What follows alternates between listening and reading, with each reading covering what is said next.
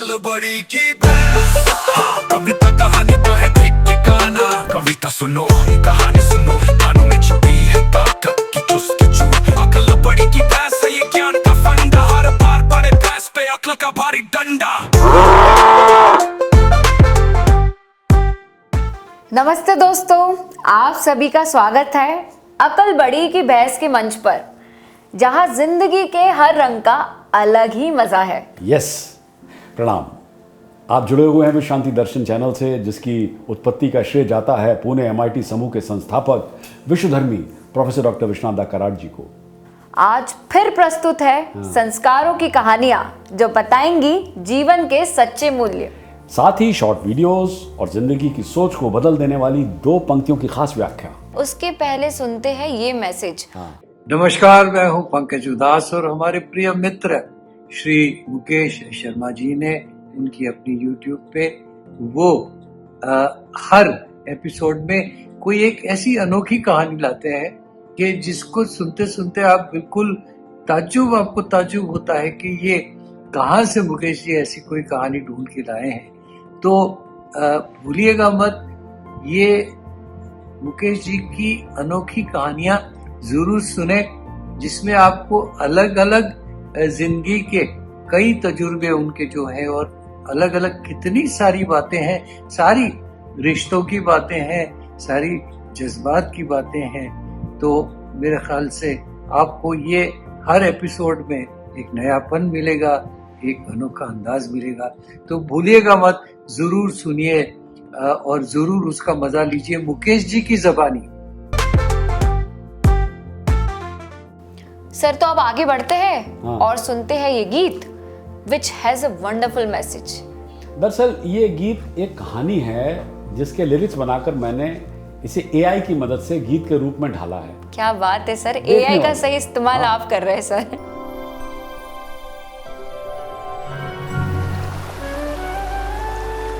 ये नदियाँ की लहर डोलत डोंगी चली मस्तानी, एक बंदर डर के मारे उपना उपनी मचानी।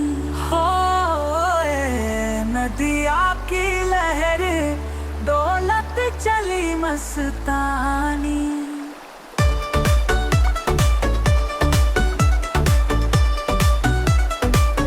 मल्ला ने लिया बंदर को, नौका में बैठाया साथ, पहली बार चढ़ा नैया में, डर से हिला रहा था हाथ। कूदे इधर उधर भागे शोर मचाया रे, बैठे ना शांत कभी अजब रंग दिखाया रे।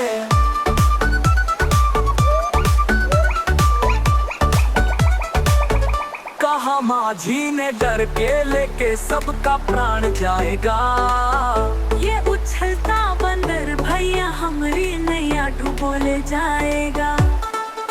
सिर ढूंढता माझी क्या करे कोई उपाय, नाव में बैठे ज्ञानी बोले इसका है पर्याय, बना कर भीगी बिल्ली करूंगा इसे उद्भ्रांत, बस फेंकूंगा नदिया में वानर होगा शांत।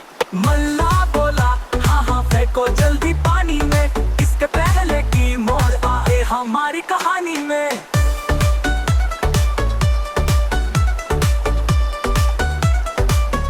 डूबता बंदर मार रहा था हाथ पैर जल में, खींचा वापस नौका में अगले ही पल में, वानर का उतर गया सारा उतावलापन, चुपचाप बैठा कोने में कर रहा आज्ञा पालन।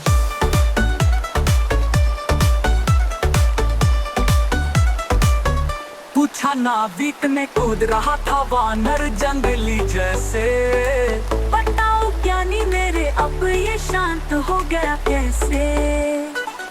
नदिया के जल ने पिलाई वानर को ज्ञान की खुटी, समझा नाव का महत्व वरना हो गई थी छुट्टी।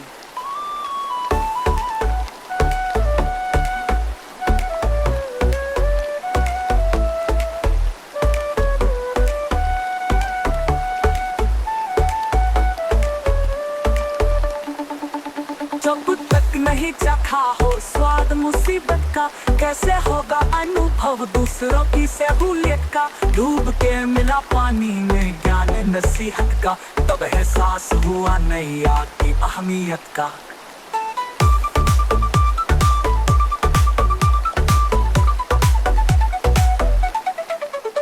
वाह सर वाह, what a song and what a lovely message. तो अगर समझ में आया बताओ क्या है मैसेज।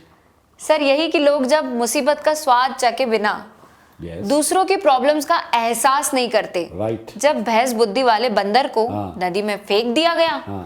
तो उसकी अक्ल काम करने लगी। राइट। उसे पानी की शक्ति और नाव की वैल्यू समझ में आ गई और फिर वापस वह अपनी नाव में चढ़कर भीगी बिल्ली बनकर चुपचाप बैठ गया। यस, तुमने एक्चुअली सही विश्लेषण किया।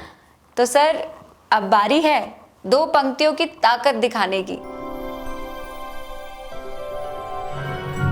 सर पिछली बार हमने दो पंक्तियों का जिक्र किया था, याद है वो मुझे। मैंने ही जिक्र किया था। हाँ। तो अब उस समय के अभाव के चलते हम उस पर चर्चा नहीं कर पाए थे, I तो remember. अब हो जाए। आई रिमेम्बर, मुझे याद है, पर क्या थी वो दो पंक्तियां, तुम्हें याद है? सर वापस से दोहराती हूँ। हाँ मेरे आने में देरी इसीलिए हुई, अब याद आया। हाँ, मेरे आने में देरी इसीलिए हुई क्योंकि मैं बिल्कुल सीधे रास्ते आया Exactly, हूँ। तो सर अब समझा दीजिए। Yes yes yes. हाँ, एक्चुअली ये शेर एक गहन व्यंग और जीवन के सत्य को उजागर करता है। सतही तौर पर, आर्टिफिशियल लेवल पर, यानी सुपरफिशियली ये देरी का बहाना लगता है, लेकिन वास्तव में ये ईमानदारी के संघर्ष को दर्शाता है। बिल्कुल। इसे टुकड़ों में यूं समझो, सीधे रास्ते का सिंबॉलिक अर्थ है नैतिकता का पथ, बिल्कुल। ईमानदारी का, सिद्धांतों पर चलना, रिश्वत न लेना, शॉर्टकट ना अपनाना। सर वैसे भी समाज में आजकल सीधा रास्ता अक्सर लंबा, अकेला और बाधाओं से भरा होता है। आजकल सीधे रास्ते चलने वाले है ही कहाँ। ये बात तो है। टेढ़े रास्ते, भ्रष्टाचार, झूठ, फरेब आदि सुविधाजनक माने जाते हैं। सच्चाई यह है कि अनैतिक शॉर्टकट समय बचाते हैं, जबकि ईमानदारी धैर्य लगाती है। एक्चुअली तुम बड़ा अच्छा विश्लेषण करने लगी, मैं बार बार इस बात को कह रहा हूं, I am so happy. Thank you sir. इन दो पंक्तियों का एक्चुअली उल्टे तरीके से कहने से, चूंकि उल्टे तरीके से कही गई ना कि मैं देर इसलिए हुई कि सीधे रास्ते आया हूं, बिल्कुल।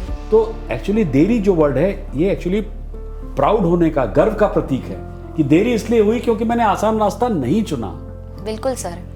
समझौते नहीं किए। देरी वास्तव में आत्मसम्मान का प्रतीक है, उसकी जीत है। क्या समझी? अब तुम समराइज करो इस पूरी पंक्तियों की सीख को। Okay sir, I am trying. हाँ। सर जैसे सच्चाई की कीमत और ईमानदारी महंगी है।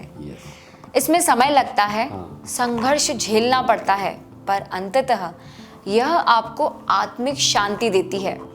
यह दो लाइनें अनैतिक समाज में ईमानदार व्यक्ति के संघर्ष का जीवन चित्रण है।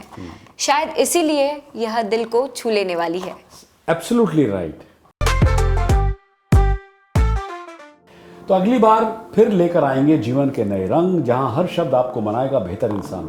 तब तक के लिए अकल बांटते रहिए और भैंस बुद्धि से बचिए। Correct. सब्सक्राइब कीजिए, साझा कीजिए इस वीडियो को और जुड़े रहिए विश्व शांति दर्शन के साथ। धन्यवाद। संस्कारों की कहानियां जो बताएगी। सर वापस से।